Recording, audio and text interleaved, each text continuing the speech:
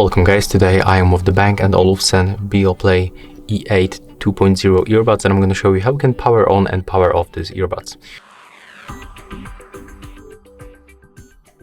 So as you can see, they are already paired with my phone, but they are turned off. So to turn them on, we have to open the case, take them off.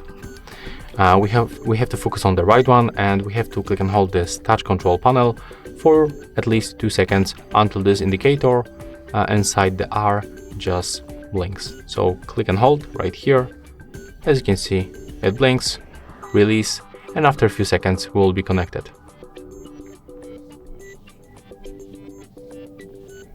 Wait a little bit. Okay, we are successfully connected. So to power them off, that's also very simple. We have to just put them to the case, close it, and after a few seconds will be disconnected and they will be back to the previously connected devices. So that's how you can make it with this device. If you find this video helpful, remember to leave a like, comment and subscribe.